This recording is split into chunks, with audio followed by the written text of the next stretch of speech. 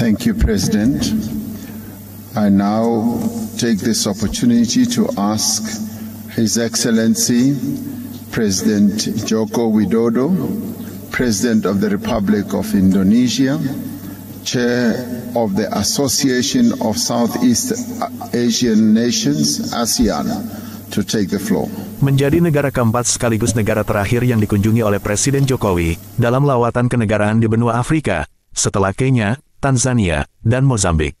Presiden Joko Widodo di Afrika Selatan hadir sebagai tamu undangan pada gelaran KTT BRICS. Dan dalam kapasitas Indonesia yang sedang memegang keketuaan ASEAN.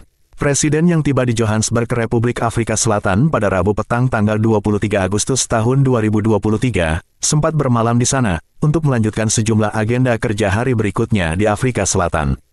Menjadi pembicara dalam konferensi tingkat tinggi BRICS, Brasil, Rusia, India, China, South Africa, di Johannesburg, Afrika Selatan, pada Kamis tanggal 24 Agustus tahun 2023. Terima kasih, Presiden Ramaphosa.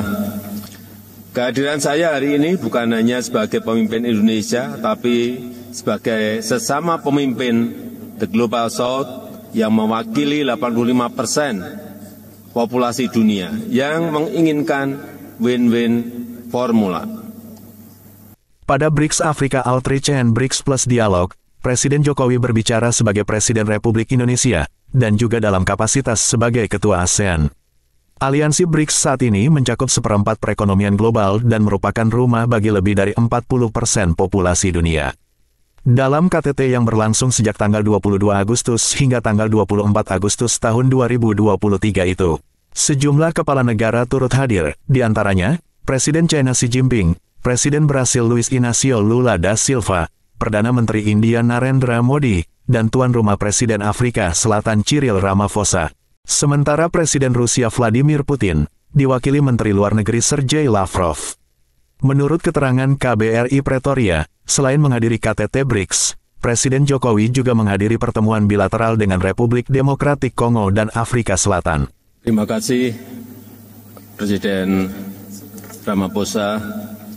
Yang mulia, dunia saat ini seakan bergerak tanpa nahkoda, seakan bergerak tanpa kompas yang jelas. Perang dan konflik telah menyebabkan tragedi kemanusiaan. Krisis pangan telah mengakibatkan puluhan juta orang jatuh miskin. Belum lagi ancaman perubahan iklim yang mengintai umat manusia. Dari pandemi kita telah diajarkan bahwa krisis global tidak akan bisa selesai kalau kita bekerja sendiri-sendiri atau oleh sekelompok negara saja. Dibutuhkan kolaborasi dan solidaritas bersama untuk mengatasinya. Kehadiran saya hari ini bukan hanya sebagai pemimpin Indonesia, tapi sebagai sesama pemimpin The Global South yang mewakili 85% populasi dunia yang menginginkan win-win formula. Kehadiran saya di sini juga didasari keinginan untuk terus menghidupkan spirit Bandung yang masih sangat relevan sampai saat ini, di mana soliditas, dan kerjasama antar negara berkembang perlu terus diperkuat. Yang mulia, sebelum kita membahas berbagai kerjasama, ada satu hal mendasar yang harus kita sepakati. Semua dari kita harus konsisten menghormati hukum internasional dan hak asasi manusia. Kita semua melihat tatanan ekonomi dunia saat ini sangat tidak adil, gap pembangunan semakin lebar, rakyat miskin dan kelaparan semakin bertambah, dan situasi seperti ini tidak boleh dibiarkan. Negara berkembang harus bersatu untuk memperjuangkan hak-haknya.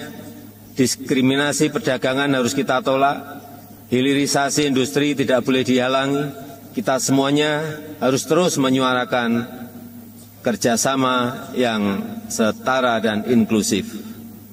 BRICS dapat menjadi bagian terdepan untuk memperjuangkan keadilan pembangunan dan mereformasi tata kelola dunia yang lebih adil. Terima kasih, Ketua.